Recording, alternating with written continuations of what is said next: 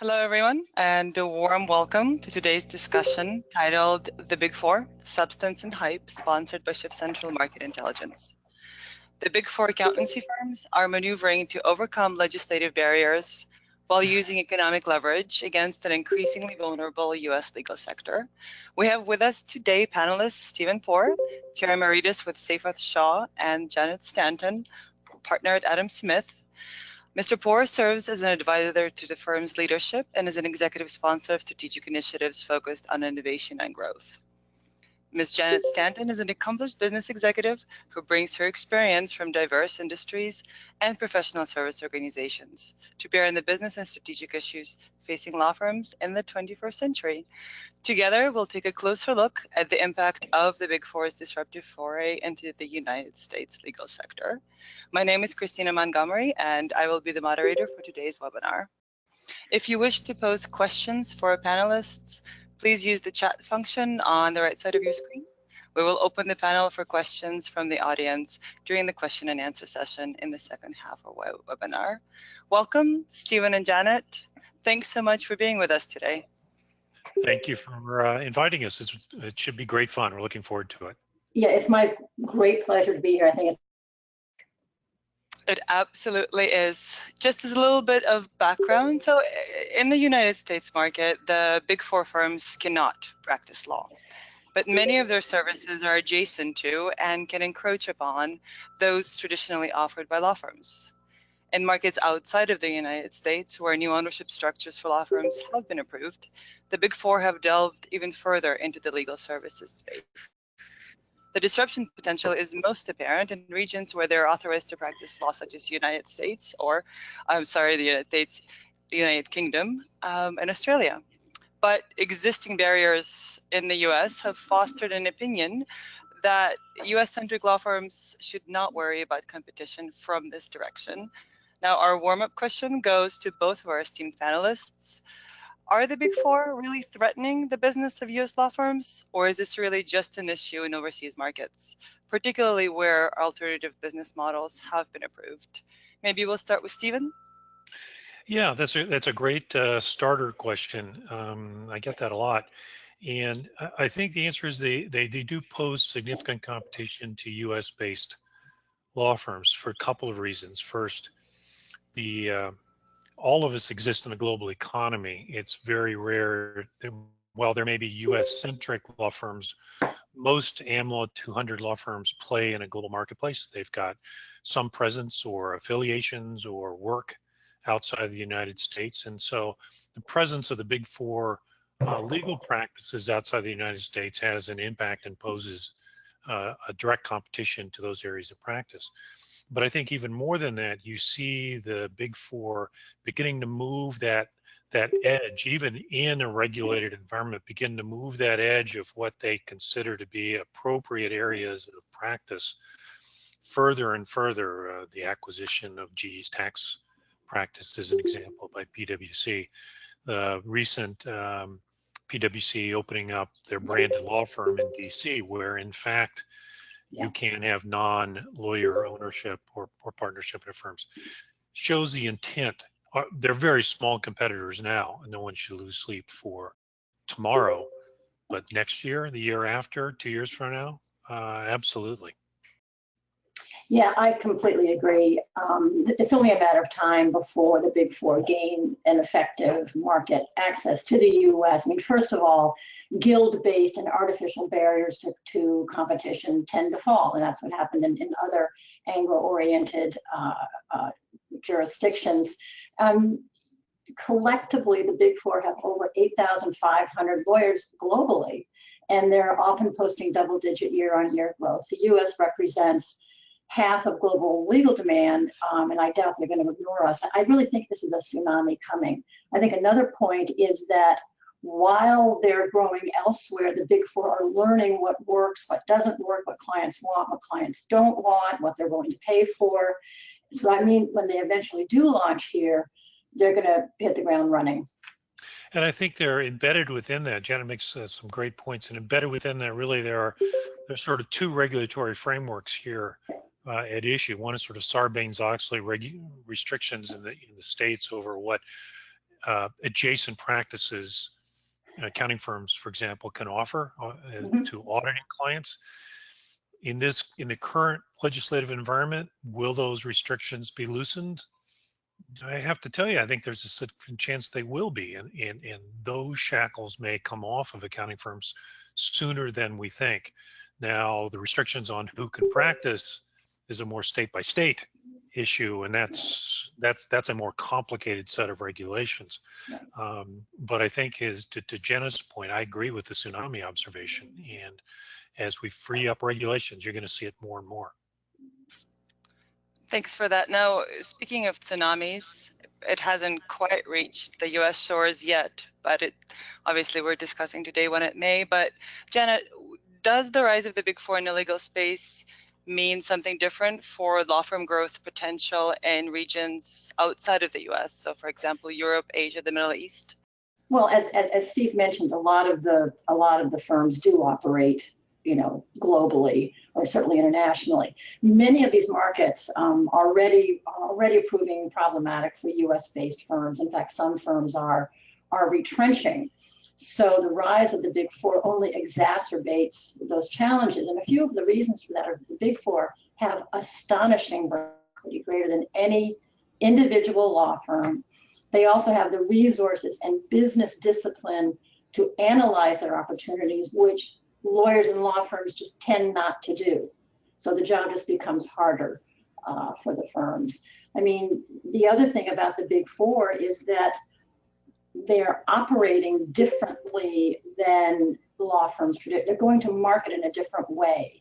I mean, they have thousands of individuals embedded at corporations around the world. The sole job of those individuals is to sell that company's services, whether it's auditing or legal services. So it's an incredibly different dynamic. Absolutely. And that makes sense. Now, for our attendees, Stephen was just sharing a story about an event in Australia. And I think this question goes to technology, which was also the topic in the Australia story that he shared earlier, where another area really where the Big Four have made inroads into the US legal services market is through legal technology, through these services. KPMG and Deloitte, for example, attract a lot of attention for e-discovery and particularly their efforts to deploy artificial intelligence-based solutions for legal services. Now, Stephen, perhaps you could elaborate a little bit on the question of how should law firms seek to recapture some of this advantage in the technology area, and can they? Yeah, it's a great question. Let's start by sort of, let me build a little bit on the summary you gave as to what the Big Four do, because I think this is probably the most interesting part of their market strategy to me. Obviously a lot of market strategy applied for the Big Four is very similar to what you would do as a law firm, building on relationships, using your brand strength, using your expertise, blah, blah, blah. And that's all very interesting, particularly given the size and structure of the Big Four. But where they're extending it is into the technology range, into managed services, is where I think has the potential to truly change and transform the legal market. So you mentioned a couple of examples. Deloitte has an alliance with Kira Systems. We talked, Deloitte bought Conduit Law. They do managed document review in Canada. They worked with, more interestingly, they work with Allen and Overy to create a technology-based solution called, if I can read my writing, margin matrix.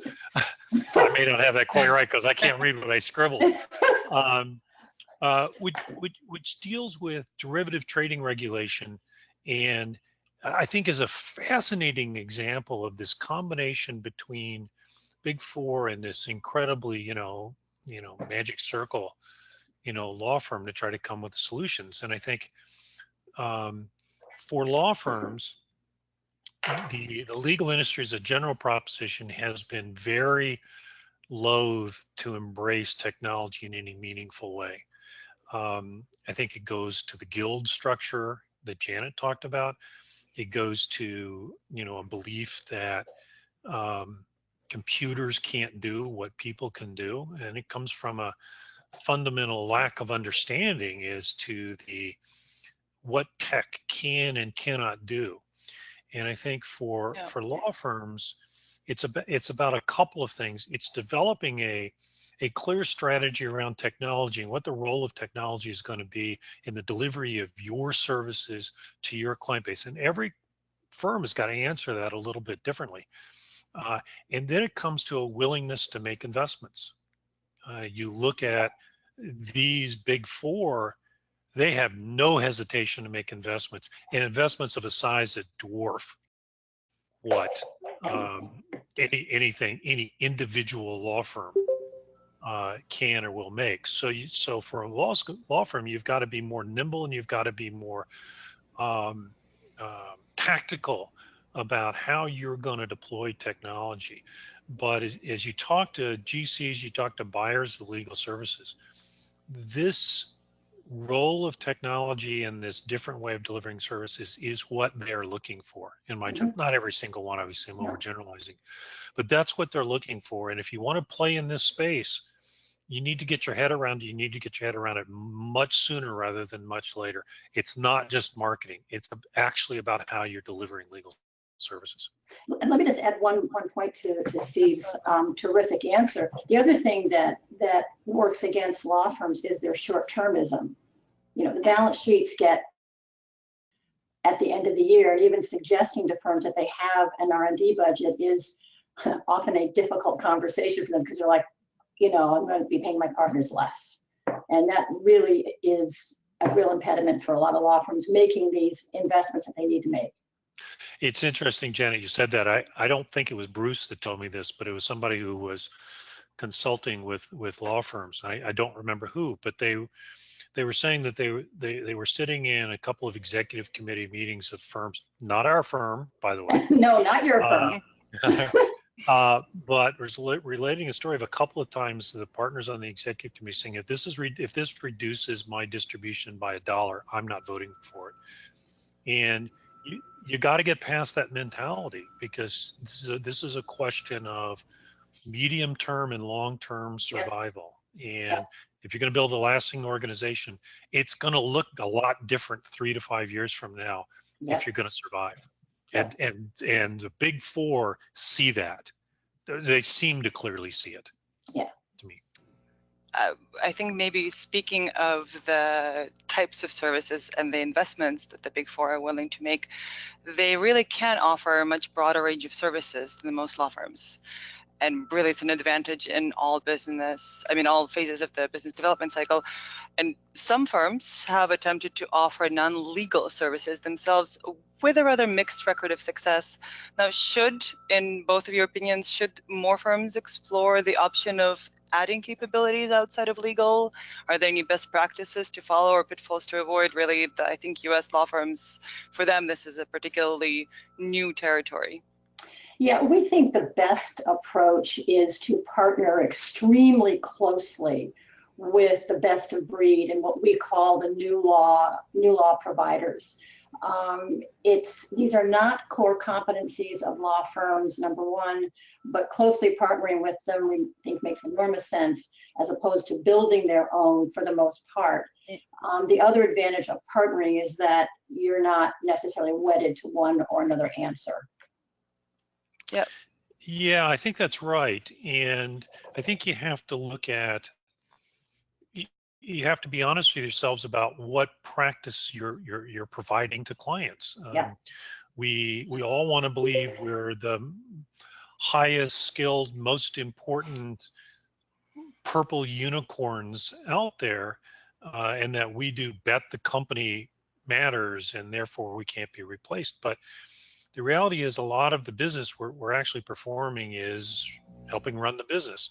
And that runs into a mindset that you're talking about on the buyers of legal services, where they're looking to solve business problems. The GCs are looking to be able to walk into the board meeting and put up the same PowerPoints and the same data and the same results oriented, show they've met their KPIs as any other segment of the corporation. Absolutely. And that mindset is endemic in the big four. It's not in AmLaw 200 law firms. So whether That's you're right. partnering with somebody, whether you're making a decision to build a component, getting your head around that different way of thinking, I think, is a predicate essential. I just want to go back to something that Steve said about bet the company work, and the wonderful David Wilkins at Harvard neatly summarizes the differences between law firms and the Big Four.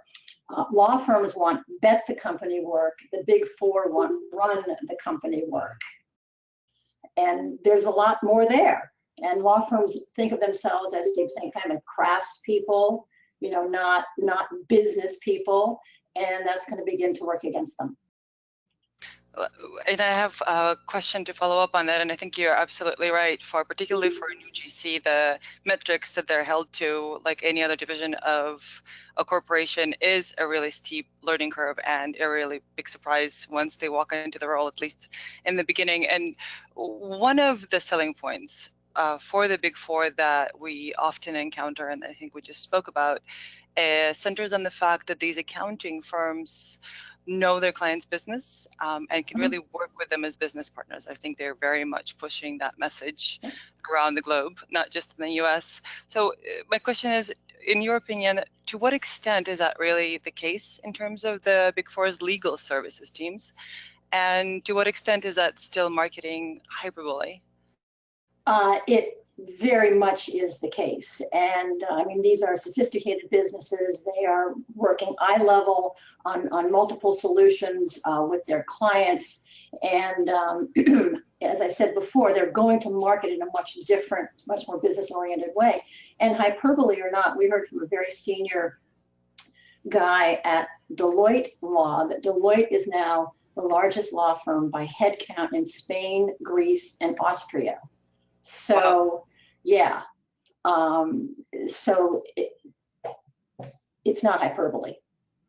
No, wouldn't seem to be the case. Stephen, any thoughts on that?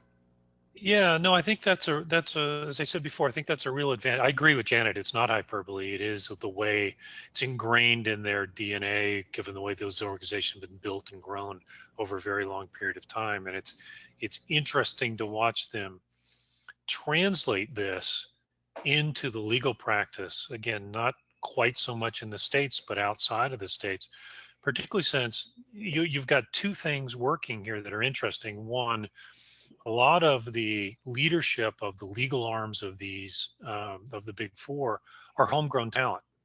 They're people that have grown up in the business and sort of are ingrained in it. But at the same time, they're doing a lot of lateral recruiting and a lot of lateral hires from interesting places. Yes. I mind you, Linklaters on one end, Axiom on the other. And so how they're bridging that, there's clearly hyperbole in all of this, and the marketing teams have gotten it and run with it, and you know, God love them for it. No offense to marketing. You know, that's what we're here for. But their marketing teams have the advantage to be working on a base of truth. Yes. And always helps. It always helps. And this ability, and I think it's a combination of this homegrown talent being able to communicate these approaches. And I'm sure they must have screening mechanisms and hiring mechanisms where they're looking for people with these mindsets, I would suspect. Virtually all of the Fortune, you know, are using hiring evaluation tools. So I know that's true. Yeah. Well, let's maybe turn away from the Big Four for a second and back to law firms. One of the trends we're seeing as well, and I'm certain that the two of you are, is that recently they really have made a big push to be more client industry centric, at least in how they go to market, for example. So to what extent do you think this approach is working? And is there a place where now that firms can improve what they're doing a little bit more? Well, a couple of data points. According to the just published Altman-Weil study among chief legal officers, clients score law firms at an average of 4.7 on a 10-point scale when they're asked how well do they understand our business, and that number has not materially changed since Altman-Weil has started asking the question. Another data point is that in 2014. Citi often obviously does research among its members firms, only 49% of those firms had any kind of client feedback program. And that covers a lot of territory. So, and this confirms what we see in the marketplace, that really a few firms talk about it, or a lot of firms talk about it, but there really isn't an effective ongoing mechanism to get, I mean, we say things like, go to your client for what we call a free day. Just go and learn about their business. And this is a shocking concept.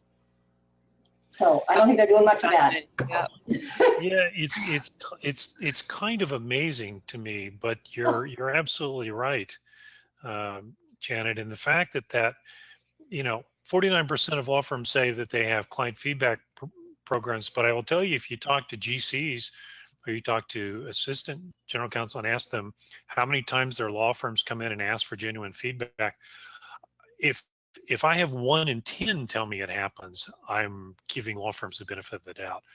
So you have 2 areas potentially for significant improvement and opportunity for law firms. One is the feedback, the visiting the client, the understanding what's happening. And I don't mean just, hey, how we doing? I mean really a structured feedback program so you can begin to tailor your services to the client. And coupled with that is understanding the client's business, and that means understanding how the client thinks. We tend to think from the inside out as lawyers, and you've got to reverse that. You got to think from the outside in. What's the business problem being solved that the client is facing? How are you going to help create solutions to it? You only do that by understanding the client's business. The advantage the law firms has, if you can do those 2 things, you still have tremendous brand equity among your clients, and you still got, by and large, lawyers buying services, and by and large, lawyers will default, if they think it's roughly equivalent, to lawyers they know, to lawyers they're comfortable with, because lawyers are inherently conservative and change resistant, and so there's an opportunity here for law firms if they choose to grab it. That has nothing to do with investment in technology. It has everything to do with investment in your clients and your client relationships. The other point I frequently make to law firms and lawyers is that this kind of stuff is so much easier than the practice of law. The practice of law is actually hard. This, getting feedback from your client is not hard. And to Stephen's point, it really, really cements the relationship. It's sometimes hard to hear. Would you rather hear it sooner rather than later? Absolutely, you want to hear it. You want to hear it in a context where you can the hard part about client feedback, and I agree with you, it's not as hard as practicing law, but the hard part about client feedback is actually getting the client to tell you in clear terms what they really think about the services and where you need to improve. Because only by doing that can you realign and restructure your service delivery to meet their needs. If you do that, you've built a client you're going to keep for a very long time. Absolutely. Thank you both. Those are great points. And I think, speaking of clients' value and what clients find valuable, Janet, you noted previously that the Big Four are doing things that clients value, but law firms don't really want to do, such as business process optimization, which I think we touched a little bit with, which starts with client feedback, and some other efficiencies. Now, could you give us an example of a process or an approach that you've seen that the Big Four have used to win business that otherwise might have gone to a law firm? Well, again, they've got such a completely different attitude. I mean, 20 years ago, whenever it was that they tried to enter the legal space, they were emulating law firms, and it failed. They learned from that. So I go back to the David Wilkins line. They're going after different types of work. They're going about it differently. It's business process optimization. Break that down into project management. It's budgeting, it's predictability, it's different types of pricing. It's a different animal. It absolutely is. Yes, Stephen? It is, and the advantage that the Big Four has is they've actually been doing this for a fairly long period of time. And if you look at the discussion in the legal industry right now, everybody talks about project management, everybody talks about pricing, and everybody's got pricing directors, and someone's got an LPM person and all that kind of stuff. But law and some law firms even actually do it. but they're relatively new to it, and they're still facing partner resistance. They're still facing lawyer resistance to it, whereas those barriers have been broken down. And so you see the big four coming in and going after, as Janet says, running the business type of work, where this combination of technology and process and people put together can provide a different solution set. Yeah. And they're winning business. And they're clearly, I shouldn't say this, but it seems clear to me that part of their decision matrix is, we can capture this type of business. We can then use this type of business to begin to leverage up. Leverage, absolutely. In terms of work. So if you're sitting there saying we do the most complex M&As, maybe the big four will never get there, but they're going to get close. Or they're going to, or die trying, one or the other. I don't know. Or they're going to get parts of it. Yeah. Well, let's help out law firms a little bit, and it is We perhaps love strange. law firms. Well, it's strange. I think I'm going to now position law firms as the David to the Big Four's Goliath. But the question to you two now is, can you think of a number of perhaps weaknesses that perhaps maybe the top two that we could elaborate on that the Big Four have versus the advantages that I think we were just mentioning?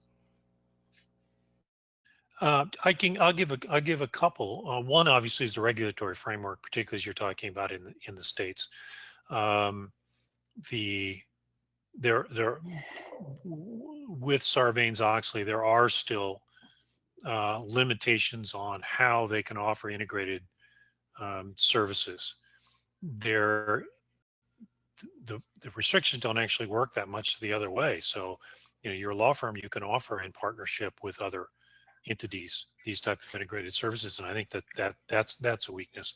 I think the brand strength, you posed it as David and Goliath. I actually see it as the other way. I actually see the accounting firms as the David and the law firms as the Goliath, because I think law firms have tremendous brand equity in the particular markets. We've been around a very long period of time.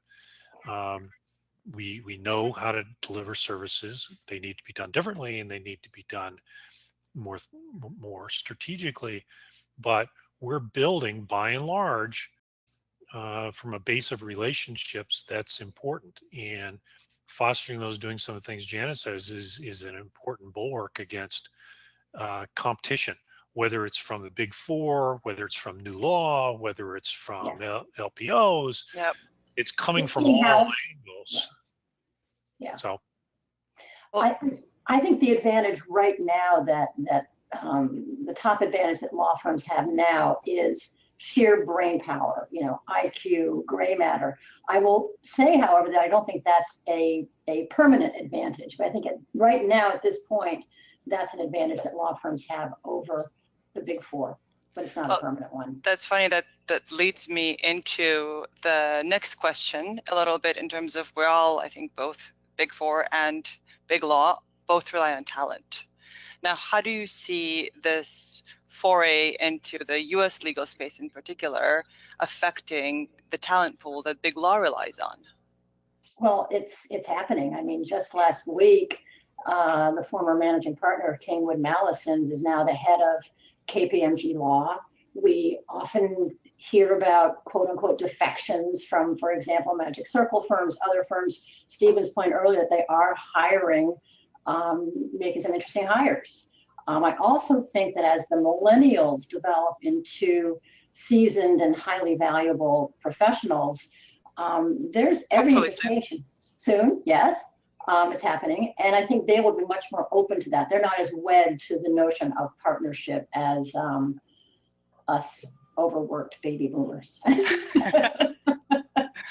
Stephen? Yeah, it's interesting. I think you have to break it, as Janet did, into a few subparts. One is the recruiting and competition for talent outside the states, because you're seeing the Big Four go after, top partners, top legal talent in top legal markets, and they're using their capital, they're using their money to attract talent, and that's going to drive the price of the market up.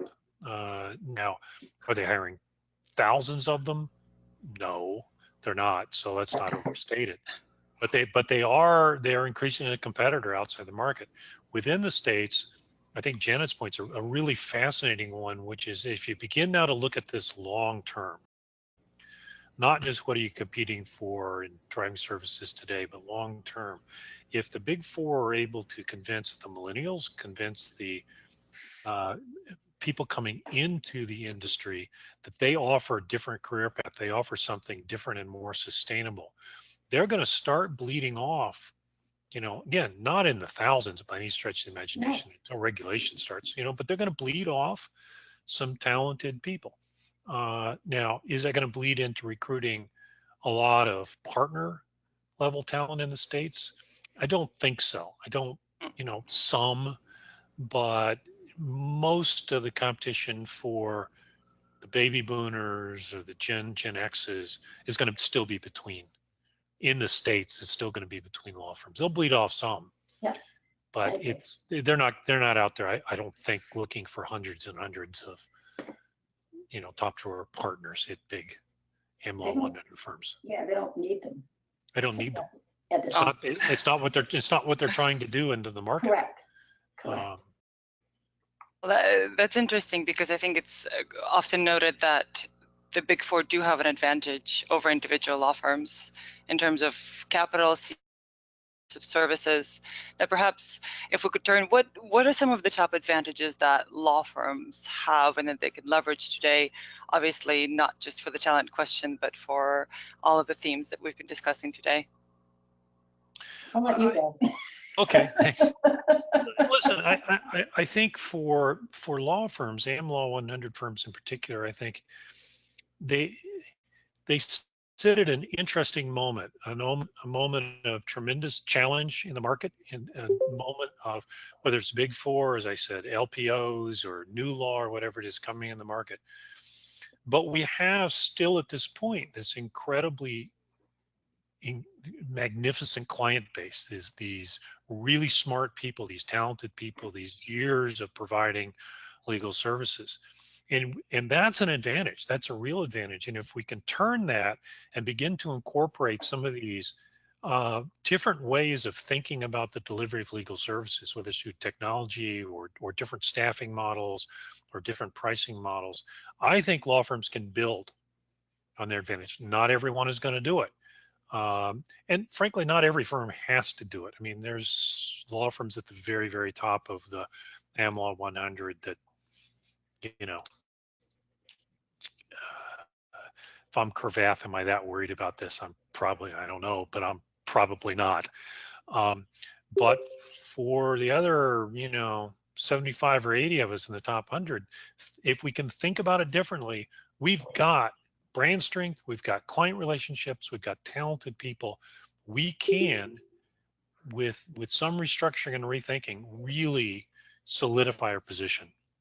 Yeah, I completely agree. I think law firms have not taken advantage of, to your point, Stephen, the relationship that they have, but so that's what's allowed these other entrants to come in.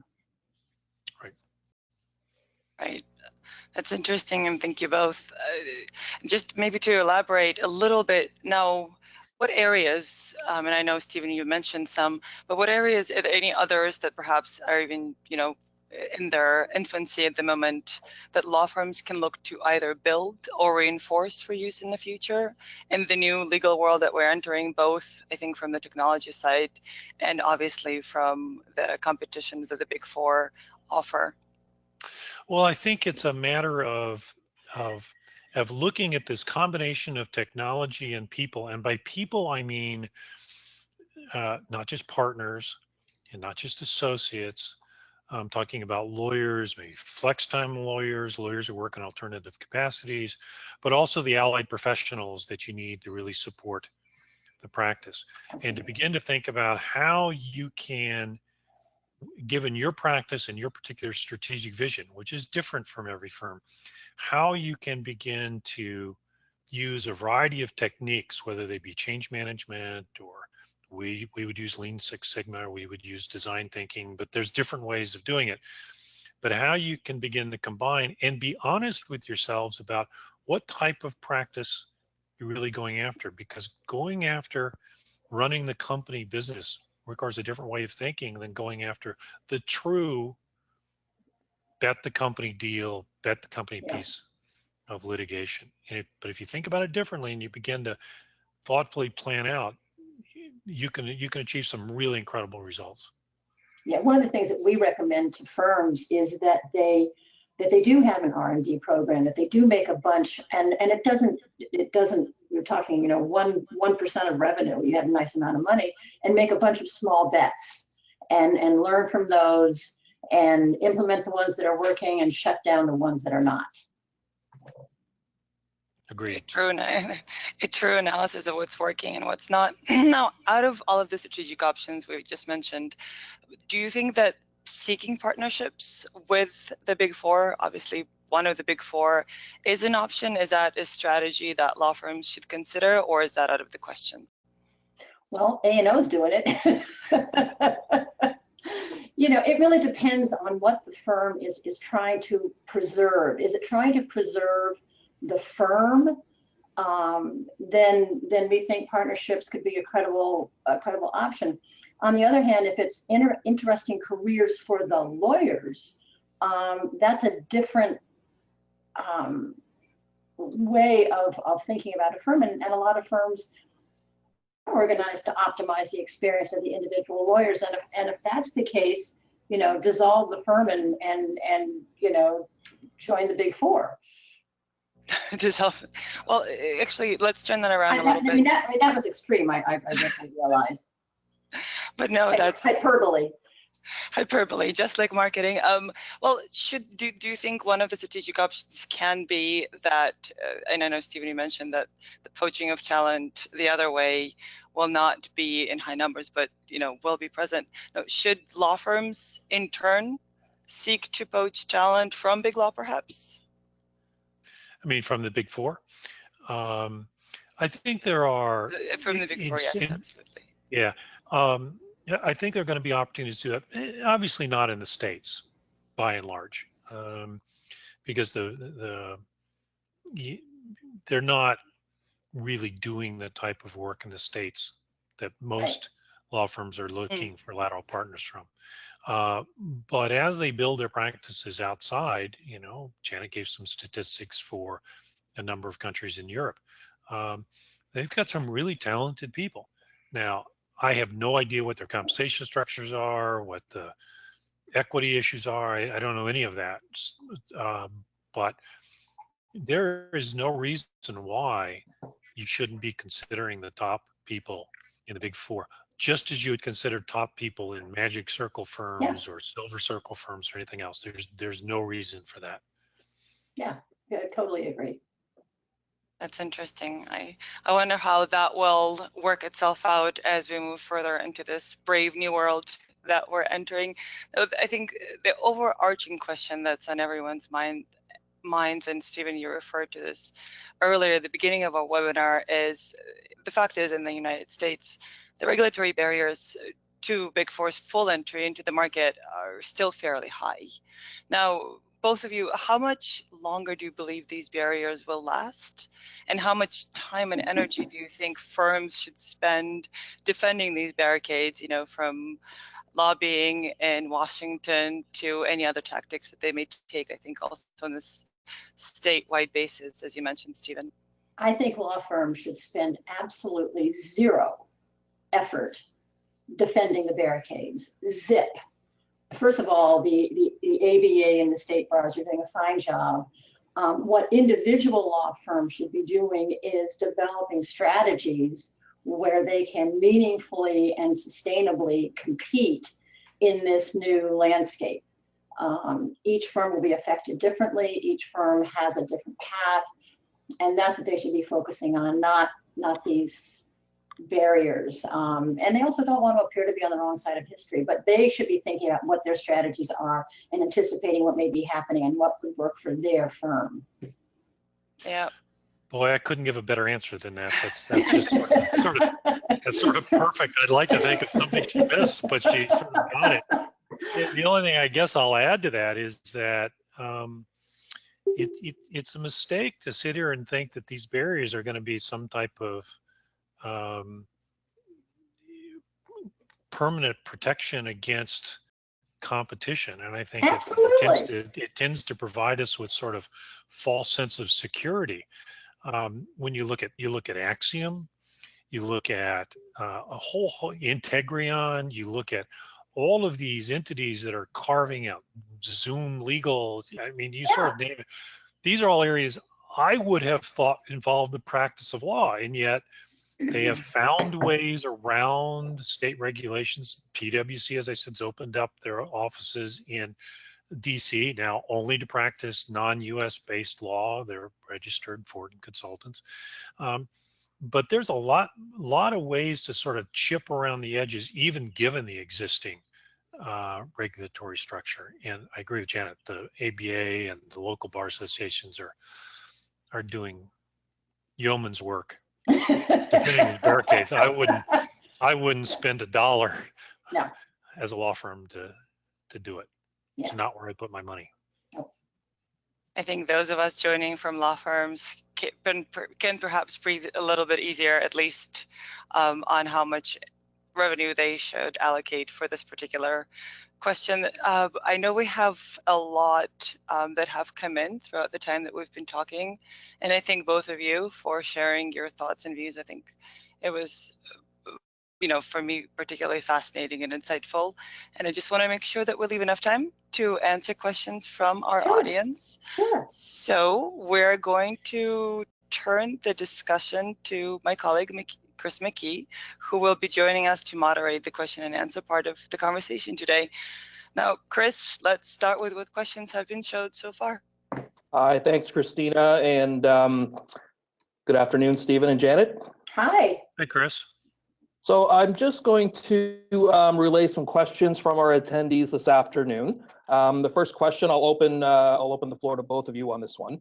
So while free trade agreements are eliminating barriers to entry and services, which of course will open up the legal space, the Trump administration is against free trade agreements. So is the U.S. legal services sector likely to remain protected during this current administration? I'll give you sort of two responses to that. One is, as it relates to the accounting firms of the Big Four, part of the protection from the accounting firms deals with the restrictions of Sarbanes-Oxley and various provisions. I don't think that this administration, again, I'm not part of this administration, is going to be wedded to continuing those types of protections. I would anticipate a loosening of Sarbanes-Oxley restrictions. Whether it reaches a Big Four or not, that I don't know, but they've got powerful lobbying arms. They got powerful advocates for themselves in Washington. So I think the Trump administration is likely to play the other way in this. In terms of the other regulatory, the practicing law, I think the Trump administration is largely irrelevant as that goes, because it's a state by state. Right, and it's the bar. It's the bar in the particular states. And what will happen is if a key state, a New York, an Illinois, a California, Texas, reduces those restrictions, the walls will come crumbling down very quickly. It's just going to take one. Do I think that's likely to happen in the next couple of years? Not really. I've seen no signs that anybody's ready to do that. For a lot of legitimate, not just industry protection, but a lot of legitimate client concerns. Remember, these are regulations designed not just, we talk about big law and Big Four, that's a topic today, but these are also regulations designed to protect, the grandmother sitting in a small town downstate Illinois from getting, ripped off by the lawyers who are also running ancillary businesses and selling stuff. Right. And it's a much more complicated than just talking about it at our level would lead you to believe. The only thing I would add is I would hesitate to predict anything that this administration does. Yeah. Terrific, thanks for that. Now our next question So as of now, the Big Four cannot own law firms, so the equity has to be owned by lawyers in the associated law firm. So where is the incentive to contribute capital into law firms other than out of earnings? Where's the incentive to commit capital into law firms? I didn't think there was. I assume you mean it from the partners in a particular law firm, because that's where the capital comes from in law firms. It comes from partners. And I think there the question becomes, why do you want to contribute capital to your particular law firm? Well, part of it, it's you're required to, but it's this balance between the money you need to fund the business. Where's it growing? Where are you investing in technology or office space or people, and how you're balancing the use of debt, the use of client income, the use of working capital, permanent capital. It's a complicated question. So, why would you do it? You do it because you think by contributing and by partner, you're going to earn more money and you're going to have a better career, and this is part of the investment you make into this income stream. It's like any other investment. And you are an owner, and you are contributing to your business that you technically own part of. Right. Great, thank you. Our next questions, and sorry, I'm just kind of firing through these. We have a lot of questions to get to. So our next question, with clients increasing reluctance to pay for associates' time, could firms make use of some first and second year associates' time for secondments or other pro bono time with clients?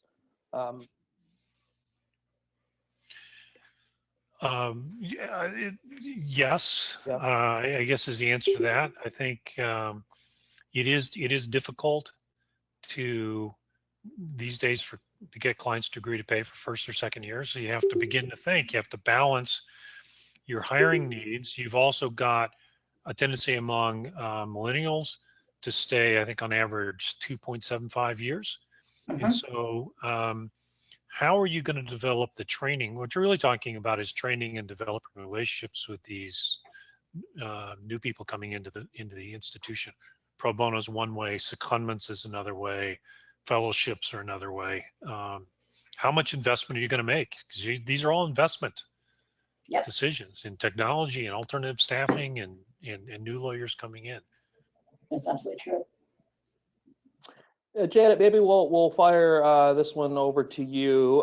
If the Big Four are able to practice law more directly in the U.S., what are the leading arguments that maybe law firms should make to win new clients or to keep existing ones even? Well, again, they should. Each firm needs to understand what it uniquely or distinctively can offer, and law firms oftentimes don't spend any time on how to distinguish themselves from any kind of competition. Increasingly, we're seeing a fairly large group of firms. There's an economic term called the hollow middle, and in most industries, there is in fact a hollow middle. You buy high end or low end. There are a lot of firms in the hollow middle that are full service destination for nothing in particular. So I think that firms, whether or not the Big Four were there, firms would have a tremendous advantage if they really thought through what are we offering our clients based on what they're hearing from their clients. That's a great answer. I agree with that. I think you have to understand what makes you different, and just saying we're really good lawyers doesn't make you different. No. Everybody says they've got really good lawyers. Big Four says they've got really good lawyers. Other firms say they have really good lawyers, and they do. And they do. And great lawyering is table stakes. So what sets you apart? And what sets you apart that's relevant and matters to the person that's trying to buy your services. Absolutely, good point. Terrific, thank you. And I think our final question from our attendees is the 40 worldwide global pound conferences have shown that business is not particularly happy with the way the legal systems resolve disputes. How do you see maybe the Big Four disrupting the business of dispute resolution? I think that's the answer is nobody really knows. But the way that their mindset, I don't think, and I don't know their business in all of the countries they operate in, so I can't particularly answer it. But as a high level, I don't see them having turned their attention to dispute resolution mechanisms in the way you're talking about. Yeah, But this mindset about how you use technology and how you use people to solve a different, running your business problem. Once they do turn it to dispute resolution, whether it's in the States or whether it's in the UK or whether it's wherever it might be, I think that they've got an opportunity because they're not talking about keeping hundreds and thousands of litigators busy. They're new entrants into this market, I think, by and large, in most countries in which they operate. So they've got an interesting opportunity to think differently, to build a different solution set. And most GCs I talk to view litigation as being the most wasteful, disruptive piece of business that they have. And so there's an opportunity for the big four, if they choose to take it, to really come up with some different solution sets, utilizing technology and utilizing alternative services. And it's also pretty well established that litigation seems to be in a secular decline, certainly since the meltdown. A lot of clients are viewing it as discretionary, but the data shows it going down year on year, very consistently since the meltdown. Now, Chris, if we don't have any more questions, I think we're going to close the webinar, and I would like to extend a thank you from Shift Central to Stephen and to Janet. Thank you so much for being here with us today. Well, I had a lot of fun. Yeah, great. Thank you. Thank you. It was a great opportunity. Appreciate it. We enjoyed it. I think we all did as well. And just a small note, everyone will receive a recording of the webinar a little bit later this week. And if anyone's interested, absolutely, we were on video. And if anyone's interested in learning more to keep up to date on legal innovation, the rise of the Big Four, and issues that are related that I think that we discussed today, from legal technology to e-discovery to alternative service providers such as Axiom, subscribe to Legal Innovation Central, which is a service that we have, which is a dedicated market intelligence that delivers daily reports and strategic background on innovation in the legal sector. And you can subscribe at legalinnovationcentral.com. Thank you so much, everyone. I'm going to let all of you go now and get on with your Tuesday, and have a wonderful day. Thank you. Thank you. Thank you so much. Goodbye. Bye-bye.